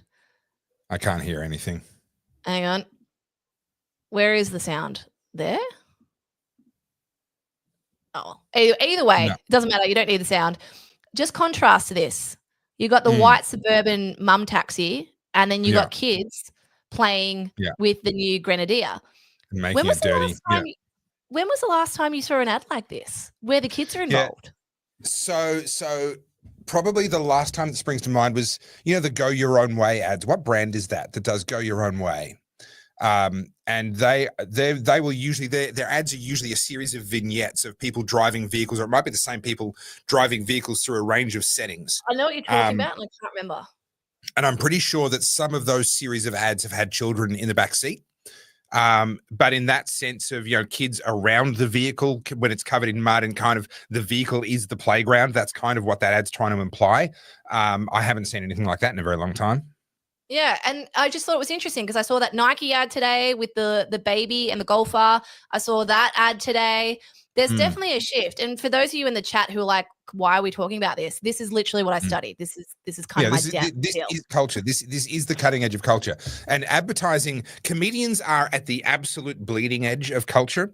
Advertising is only a half a step behind them, right? Because they need to get noticed. They have to stand out. They have to be edgy, but they have to be on the ball. They have to be right where the cultural zeitgeist is, because that's where the return on investment is when you're buying ad spend. This is why Jaguar and other marketing campaigns like that fall so flat, because they're just so far behind the cultural zeitgeist. An enormous amount of money gets spent by marketing departments to figure out, how do we position this product? Exactly who are we talking to? How do we reach them? What's going to resonate with them? What do they care about right now? And when they come out with family-friendly advertising, it's because their research is telling them that's what people actually care about right now. And interestingly, you know, it takes a while for the general population to keep up. And I'm seeing this because this is literally what I'm researching. But there is a huge shift back to being pro-human. And not just talking about, you know, having families. I mean, just connecting. You are going to see a lot more ads about families at the dinner table, mum and dad walking their kids to school. Mark my words, in 6 months' time, we'll be talking about this, and I'll be like, oh, I told you I was right. The reason being, we're facing this AI shift, and everyone's wanting to embrace the AI from a commercial perspective. Everyone's thinking, oh, I'm going to save on manpower. It's going to be way more efficient. Everyone's excited for that. But what the research is showing, and I've read about 12 articles on this now, as in like actual research articles, the consumer doesnling like it. The consumers are rejecting AI content, AI scripting, AI imagery, AI video, and we're seeing it now filtering into Hollywood. You know, Netflix has come out saying we've used AI in some of our recent shows, and people are like, I don't want it. I don't want to see it. Yep. So Yep. if you're a business right now, like if there's, I know there's a lot of entrepreneurs that watch this. If you're in business and you want to get an upper hand, lean into the human. Like if you want to really stand out right now, show a connection, because people are sick of not feeling. You know, when you think about it, everything we hear from mainstream media is disparaging. It's all about, you know, we're inherently bad. We're all racist. We're all bigoted. We're all terrible people. You should feel guilty. You're privileged. That's kind of the rhetoric, right? And that's been coming down in the advertising as well. It's why Hollywood's tanking, because every single movie that's come out of Hollywood since 2020 has had some kind of parable message in it that ultimately you are an evil person. And so we've turned off. You know, well, that's what Destiny was saying in that clip that you played in the last Oddcast podcast, where he was saying he's a lefty, he's a raging lefty. And he's saying, you know, I'm sick and tired of the left telling me that I should feel bad for existing. Yeah, no kidding. Like, we're all sick of the left telling us that we should feel bad for existing. But Carly, I have some news. Yes. Hey. All right. So, ladies and gentlemen, the Oddcast merch is now available. Now, there's a couple of things you need to know. Number one, this is a pre-sale. These will ship towards the end of August. So we're trying to get a bunch of orders all racked up at once and do them all at the one time. And so therefore, we need you to jump on today and grab yourself either this shirt, or there's more than one. There's also this one, which I think is hilarious. So this is a throwback to Star Wars. Absolutely love it. This is Carly's. This was actually G's idea, I think, and then Carly ran with it. I think it's absolutely brilliant. Stay on tangent, and a little reference to the Star Wars aiming reticle that Luke had when he was going to drop the proton bombs. But that's enough of me nerding out. Now there's this one. I don't know. You guys tell me, Carly. You like this? Explain to me. Explain to me why you love this so much. I'm not a big fan of like flashy merch. I like things that are a little bit more nuanced and conversation starters. And I'm also a sucker for some good typography. So I don't care if no one buys it. I'm buying it. Look, this is the Carly special, by which we mean that only Carly's ever going to own one. No, if you like it, buy it. I don't quite understand it. I guess maybe I'm not quite sophisticated enough. Now, of course, on the same website. So this is at the website Good People Break Bad Laws. This is where all my stuff is as well. Fuck Topher stuff. Buy the Oddcast. Yeah, but we'll buy the Oddcast stuff. But also somewhere in here, you know, I don't think they've made them live. We've actually got long sleeve tees, and I think they need to click some buttons to make them actually go live. So we've got long sleeve t-shirts in all of my designs. So that's a crew neck t-shirt there with 832 on the front, and Carly's dying on the inside right now because that's not one of her designs and she wants to make it better. That's okay. That'll happen in time. So grab that while you can, because that'll be a limited edition, because when Carly takes over my brand later this year, I'm going to be banned from ever selling that one again. But yeah, merch is up, people. Tangent time. I love that. It's so 80s. It's perfect. Such a good design. And I tell you, that color, it absolutely, like, it's retina searing coming off the fabric. It is really intense. So yeah, really cool stuff. Just so you guys know, these are AS color, so that's what we're using. They're nice cuts, because now that I'm in control, I'm ruling the shots here. But yeah, guys. Yeah, so that's why you'll notice they're a couple of dollars more expensive than the rest of my merch. That's because we're using a different brand of shirt at Carly's insistence, because she loves how it feels and the cut and all the rest of it. And yes, in time, all of my stuff will also be switching over and will also be going up in price accordingly. So I would suggest, if you want my stuff, grab it now, because come the end of the year, it will have gone up in price. It'll be a different shirt. It'll be nice. But the stuff I'm doing now I think it's really nice. I can't tell the difference, if I'm honest. But when we go to Carly, it'll be a little bit different. So the question here from Nameson is it 100% cotton? Yes, it is. Yes, it is. And hang on. I think I've missed a super chat here. Oh, there we go. Super chat. Are there going to be hoodies? Yes, there are. The guys are getting those up right now. So probably by late tonight or tomorrow morning, the hoodies will be up. And also, as soon as we're finished, I'm going to jump in and enable all of my long sleeve tees for all of my Topher merch as well. So you can grab those. So anything that you buy that is Oddcast related is going to go straight to the podcast itself and supporting that. All the Topher stuff obviously helps me to keep the Topher project going. So those are those. Stay on tangent shirt with chat. Capital G, man, of course. Yeah, a little bit of bias. Gosh, you nearly got one over me too. I didn't actually look at the name. I just saw the comment. That one goes so over my head. Like, okay, No. cool. No, that's a great shirt. Let me bring that back. That's a great shirt. This one here. Stay on tangent. If I buy the Stay on Tangent shirt, will you update the graphics in 15 years? I don't know if I'm allowed to. It's Star Wars. Okay, It's so a that is territory. a super nerd joke. James Bennett's, I tip my hat to you. Only Star Wars fans understand that joke, and I'm not going to explain it. Well done, James. Is that because they put all the animation stuff in, like when they re-released it? Is that what that's about? Okay, fine. I have to spoil the joke now. Yes, they digitally remastered it, where they just upgraded all the special effects. Yes. Yeah, no, I learnt that from Super Nerd downstairs. He did tell me this. Okay. Yeah. I know things. What I love about this is it's actually a really nice contrast to my merch. My merch it tries to be funny, and I think some of it is funny, but it is a bit more serious. It's a bit more cutting. It's a bit more sort of political, whereas this is actually just fun. And that's what this podcast is. So I think Carly, these are all Carly's designs. And Carly, I think you've nailed it. We do also have spicy Carls, but I'm not sure if we're going to have that up in the next day or so. I think there was a bit of a hold up on that particular design. Just quietly, I have got a sample of a spicy Carl's plushie, and I don't care if I'm the only one that buys it. I want one. All right, hang on. Whoa. Full screen. You have a spicy Carl's plushie in your possession? No. It's on its way. I've ordered one. Carly, you can't do that to me. I was so excited. I've never been a plushie before, but I'm so excited. This is the best day of my life. All right. So Matt Armstrong, are you in the chat? He was. Matt Armstrong, where are you? Matt Armstrong, give us a shout out if you're still here. Matt Armstrong, you'll be pleased to know that you ordered the very first ever Oddcast merch. You were the fastest finger first. Well done. There is no prize except that you just get the merch you ordered. But well done. You get the bragging rights. You were the very first person ever to order a Oddcast bit of merch. Well done. Do you know, can we just think big picture for a second? Do Sure. you watch Patrick Bet David, Value Entertainment? I see a bit of his stuff, yeah. He does an amazing, once a year annual kind of meetup thing. And it's really cool. He's obviously a very wealthy man. We will be soon too. But he basically has all these people come.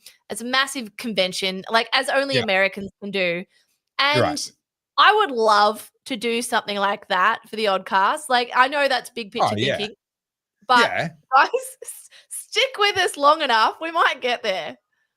Yeah, look, we are, and everyone take note, we're going to do a live in-person podcast for our first birthday, the first birthday of the Oddcast. It's going to be very early January next year. It's going to be somewhere in the greater Melbourne metropolitan area. So, and there's going to be limited tickets. We don't know what size venue we're going to have just yet. We're going to have to start talking to each other about that and talking to you guys about that, see how many people want to come along. But I would have thought we'd probably get a couple of hundred people into a live podcast event. We'll figure out some fun games and other nonsense to do for that particular event. And my hope, Carl's, would be exactly like yours, that becomes a kind of a first step towards, I don't know, global conventions, millions of people packed into tennis stadiums and the MCG or something. I don't know, just something nice. Well, between the two of us, one of us has to get a plane, because if I'm moving to Queensland, it's going to be difficult. Look, we do. We both have to get planes, but mine always has to be faster than yours and bigger. Okay, can we just settle that now? Bigger doesn't necessarily mean better. It's how you use it. Yeah, no, that's people with small planes say that. Do you know what I've always wanted to fly? We talked about pilot. I reckon a helicopter would be pretty cool. I've told you my helicopter story. About landing on buildings and, So my helicopter story in brief, for those that haven't heard it, my one time in a helicopter, it was just me and Dick Smith. Yes, the Dick Smith, flying in his personal helicopter from, I think it was Bankstown Airport to his house. We landed in his driveway and he parked the helicopter in his garage. We flew over the Sydney Harbour Bridge low enough. It was safe, but it was low enough that the people doing the climb on the Sydney Harbour Bridge were waving to us. My little brain was exploding because it had the Perspex bowl in front of our feet. and then obviously big windows and stuff outside. The experience of flying in a helicopter is completely foreign compared to the experience of flying in a plane. It is an entirely different thing. I don't even have a comparison for you. It is just nothing like what I expected. It was awesome. I want to do it again. And if I had the money, yeah, absolutely, I would have a helicopter. A good friend of mine owns a helicopter company here at Moorabbin Airport, and he's a pilot himself. And I've gone up a few times, and we usually fly with the doors off, and I'll just sort of take photos and whatnot. But the coolest helicopter experience I've ever had was in the Grand Canyon back over in the States. We did whitewater rafting. Awesome. Yeah. It was really cool because there's only one way down when you're rafting.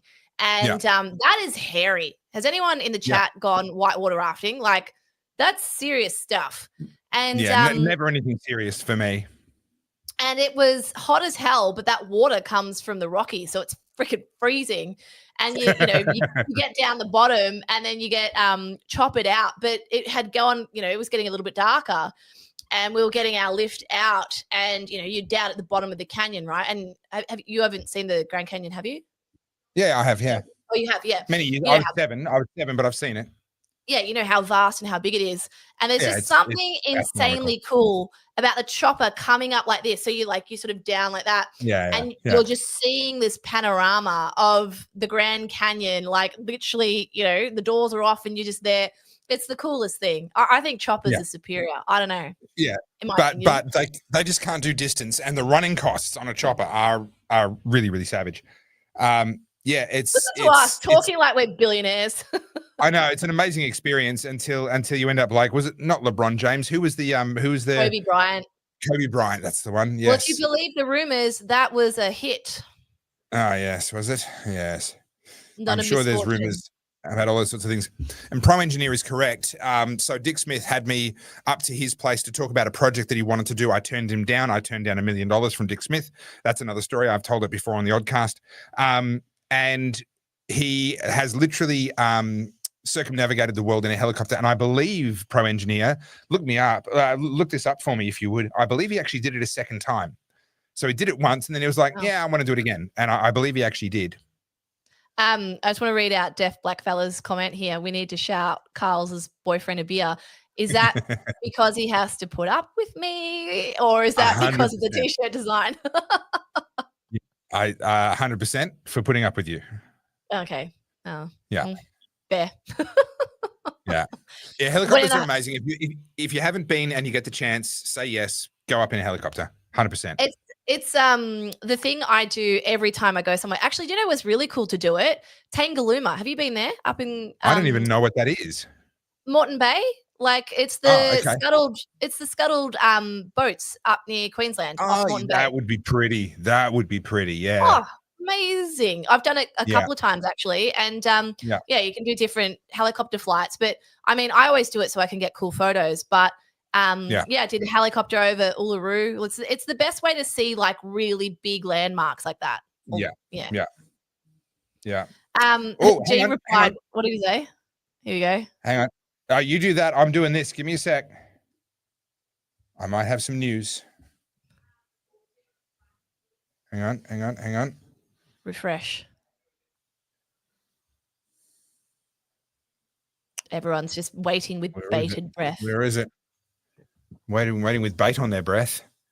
That'd be smelly. Where is it?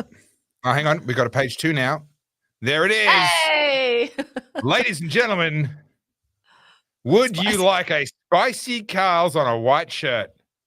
Yes, of course you would. If anyone buys that, I'll be shocked. That's the back. Mild Carl's, never heard of her. That's what it says under the Oddcast. It says, Mild Carl's, never heard of her. That's awesome. Am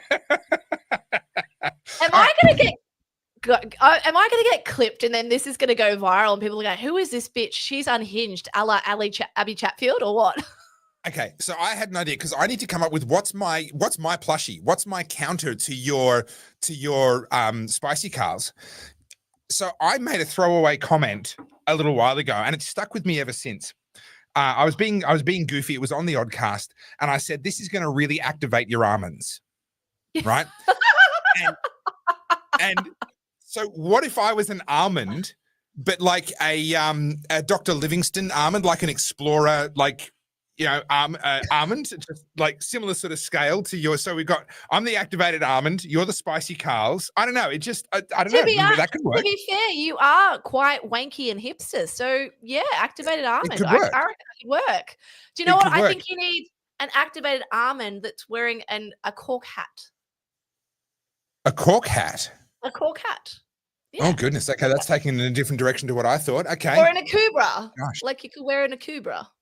I was going to go for either like the Sherlock Holmes magnifying glass thing or go for the Dr. Livingston explorer, the tan sort of outfit. I don't know. I'll have to give it some thought. Put you in a safari suit, an activated almond in a safari suit. Exactly. Well, mind you, I mean, not to be too risque, but you're naked. I can't help but notice. I'm wearing gloves. But we need a matching set. Guys, help me brainstorm. Help me figure this out. We need a matching set of spicy Carls and whatever I am. Can I just say, Matt Armstrong is like a genius equivalent to Elon Musk because he's just written, look at me, I've got tears, man. Carl's hot sauce when. That sounds like the best day of my life. Honestly, that is just printing money at that point. If you start selling a spicy Carl's hot sauce, you've got that's what'll pay for the helicopter. Do you know how much I love barbecue sauce and chili sauce? Like, do you know? All right. All right, well, let's go. Let's go. Now that the merch has been launched, and yes, hoodies are coming, and I think they'll be available in the long sleeve tees too. I've just got to twist Carl's arm enough to get her to agree to that, because apparently that makes me bogan or something. I'm not quite sure. Anyway, they are available in t-shirts right now. They'll be available in hoodies very soon. A beer for G and something nice for Edwina. Yes, both of them deserve. They're patient souls. For putting up with us. There is no question about that. Does Eddie watch this? Oh, no, she doesn't watch any of my stuff. No, she's got better things to do at the time. How about this? Topher as a cigar. Nah, I didn't know why. Because I won't say it. I won't say it. Now we know why. You don't have to say it. We've figured it out. Yep. Okay. Yeah, I just like it'd have to be a really chunky cigar. Yeah, I don't know. That's like. Like the world's thickest. I don't know. We've got to figure something out. I need an almond smoking a cigar. People literally are going to think I'm drunk. I'm not, guys. I promise. I just got the gills. I like that. I think an almond. Read this one out loud. Yeah. I wasn't going to read it out loud. We've derailed, guys. We've lost it. This has gone downhill. Fast. I've got literal tears. Oh God. Okay, right. Stop. Nameson is bringing this back to my favorite subject, me. By saying that Topher is 95,200 subscribers on YouTube. Yes, I am. And I've started climbing again quickly. So holidays are a bad time, it turns out. School holidays. The last 2 weeks or 3 weeks. At the moment? No. They just finished. So the last 3 weeks was a grind. I wasn't getting a lot of views and a lot of traction, but I'm chasing that 100,000 subscribers. I don't know why. Just as I got close to it, I was like, oh, this is going to feel really nice. Like I'm genuinely really looking forward to getting to 100,000. It's a big milestone. Like I want to get there. It's cool. Yeah. Just as long as I get there first. Well, you will because you're almost there. But not only that, if I don't, I'm going to be tearing my hair out. That's for sure. That's a genuine achievement. Like it's actually really hard. Like to get to 100,000. I mean, you've had your YouTube channel how long? Oh, 16 years. Like but I was one of the OGs, but I also didn't take it seriously until about 2021. So and that's when so at the start of this year, I was below 30,000. In January of this year, I was about 28,000. So that's pretty phenomenal. Yeah. And like the plaques they give you, like, for all intents and purposes, like I know a lot of people think YouTube's quite pro censorship, but they're the only platform that like pays the creators that create the content. I saw a reel the other day. Actually, maybe we can talk about this on Wednesday because I know we're running over time, but it was talking about how we've somehow fallen into the trap of all becoming creators that essentially work for free and don't get rewarded. And then we get called grifters because we want to monetize off the content that we create. Now, obviously, like this can be a bigger discussion maybe on Wednesday. But, you know, when you call someone a grifter because they're asking you to buy their merch or sign up to something or whatever, what you are undervaluing is just how much time and effort goes into someone showing up regularly and creating content. Now, obviously, some people put varying degrees of effort in, but, you know, making a YouTube, I started my YouTube channel at the start of the year. It's a lot of work to do a good video and to really research it and know what you're talking about and then film it and then edit it. Like, you know, even that reel I showed you guys just before, that was about a 4-hour thing. By the time I did everything and then got it ready and then uploaded it, and, you know, you don't make any money off it. And of course, like, you know, I'm putting the content out there. Hopefully people like it. Who knows? But, you know, to get to 100,000, YouTube, and I have seen people say in the comments as well, YouTube don't pay enough. Well, I would argue at least they pay. Yeah. And Rumble also pay. And I believe they pay similarly per view, but they get a fraction of the views because far fewer people use Rumble. So if you're actually just trying to make a living and pay bills, YouTube really is the number one place to do it. Now, this is a genuinely good idea because gopher and tofu, those were the first two insults that people started to use against me when I went public and I was calling myself tofu. A gopher with really big front teeth, just like massively oversized front teeth, right?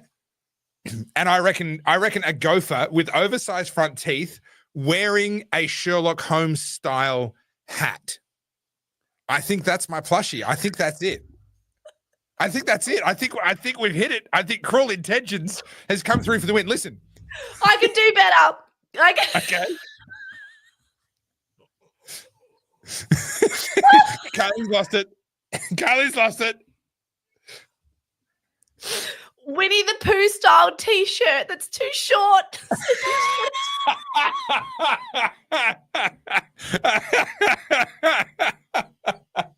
All right. That could be good. That could be good.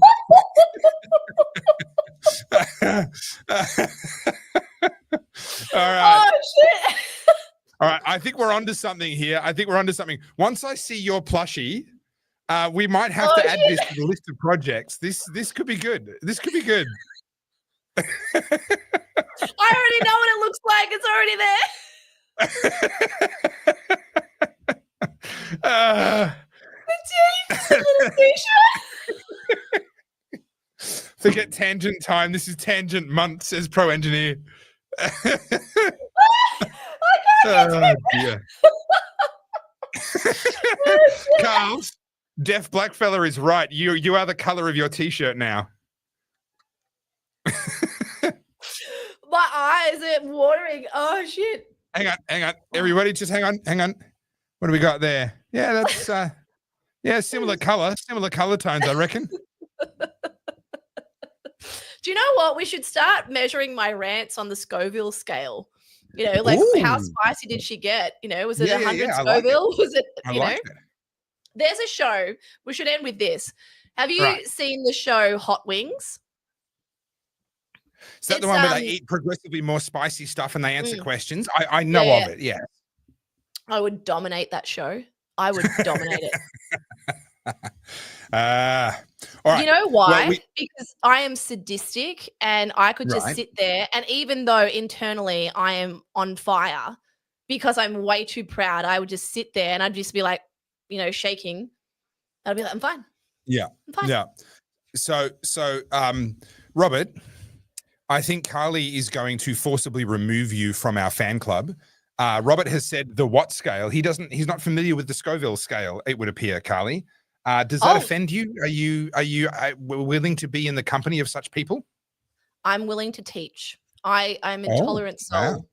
Okay. I'm a tolerant soul. It's basically the measure of how spicy something is. So like Scoville is literally referring to the chemical compound that you'll find in, say, like chilies, jalapenos, whatever. And there's literally a register. And what happens in America, and I guess other parts of the world as well, they're sort of not genetically modifying, but they're kind of playing with their chilies and getting them progressively hotter than you would find in nature. And I believe at the moment, the hottest pepper in existence is the California Reaper. And I think it sits somewhere like almost on the million Scoville scale. Like it's crazy. So if you think about the spiciest food that you've eaten and then times it by 100, that's kind of what this is like. Hey, Carly. Yes. Shut up and watch this. Ah, how good's that? That is banging. That is so good. That is fire. Excellent. I kind of like that we already have. The hoodies are going up, everyone. I like that we already have inside jokes. Like, if you know, you know. I'm big on the old inside joke. Like, people are gonna. Do you know what? Like, when I had my clothing company, something that I cared about a lot was. I think I've told this story. The word CrossFit was trademarked, so you couldn't use it. So how do you say you're in a cult if you can't say the name of the cult? And that's like always was in the back of my mind. So I was like, I want to create clothing so that if you're in the supermarket and you see someone wearing it, no one else will know what it is, but you'll know. And you'll be like, mm-hmm. You know what I mean? So with the odd class merch, like no one will know what you're looking at, but you'll walk past someone and be like, you know what I mean? Yeah. Yeah, 100%. I have an idea for my next major merch release, which I'm not going to discuss publicly here, but I'm going to chat about it with you, Carls. And it's themed around the idea of old and grumpy, but it's not old and grumpy. It's different to that. Young and grumpy. And I think we could have. Oi, stop it! I think we could have some fun. I think we could have a lot of fun. Mike just told me something new I didn't know. What is? Come back. Go. Stop interfering. Sorry, I didn't realize. Chocolate. How do you say that? Butler. One of the hottest peppers in the world. Is this a new one? I'm not familiar with this. I thought the Carolina Reaper was the hottest. Scoville heat units. Wow. That'd fuck you up. Yeah, that would leave a mark. That would leave a mark. X. All right. Shit, there we go. There's more. It's hotter than the Carolina Reaper, yeah. And so Big Fella is also talking about that as well. Average heat level of 2.693 million Scoville heat units, because who's counting? All right. We do need to end. Point where you literally like your esophagus starts to close over. Like if it gets that hot, I wonder if you can like, do you know what I mean? You can start to asphyxiate. Yeah.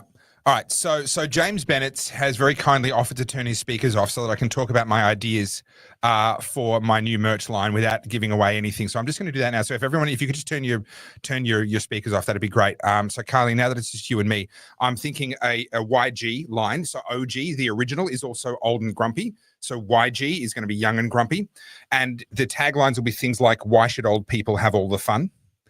And young and grumpy, why should old people have all the fun? Young and grumpy, because life is short, why wait?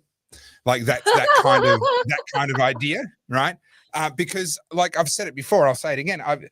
I'm looking forward to getting old because it's not socially acceptable for me to be this grumpy at my age. But once I get old, it'll be socially acceptable. But how about we make it socially acceptable? Yeah, let's go young and grumpy. Okay, everybody, you can turn your speakers up now. By the way, I have your logo to show you tomorrow, and it looks it's changed a bit. I look forward to that. A little bit. All right. Just quietly, here I was worried that we just had a bunch of dorks in the chat. It turns out they're all legends because a lot of these people are like chili converts. This is amazing. Yeah. Everyone's talking about chilies all of a sudden. I'm with my people. Yep. You got your This peeps. is amazing. I'm out of touch. I need to check back in with the with my niche. All right. Anyway, now Scott and anyone else who puts in multiple orders for the pre-sale merch, send me an email, tofafield@gmail.com. We will organize a refund of the second shipping. So if you've already ordered and then you see something else that you like, jump in, order it, and send me an email, tofafield@gmail.com, and we will organize a refund for the extra shipping because I don't want you paying for shipping more than once. But just keep in mind, everybody, it's going to be a month. It's going to be end of August that these will be ready to ship. And don't worry, guys, when I take over the show, things will be amazing. I'm actually really looking forward to you being like my merch queen. Like just take over that whole domain and just do it and make it amazing. He doesn't know what he's just agreed to, guys, but that's fine. OMP, old and mildly perturbed. Perturbed is such a good word. I'm perturbed. All right. We got to get out of here.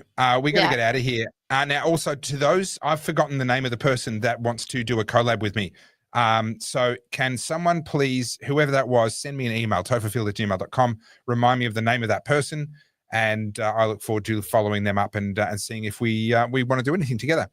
But thank you, everybody, for joining us for what's turned out to be our longest Oddcast live ever. We just can't help ourselves, can we, Carly? Oh, we'll stick to an hour, and then we're like, we'll do an hour and a half. Now we're at the 2-hour mark. Yeah. Of course. Well, we started off a little bit darker, and hopefully we've cheered everyone up because life's short. Ross reviews. I'm just gonna write that down in my phone. I'm gonna send myself a message in my phone that says Ross reviews. Thank you.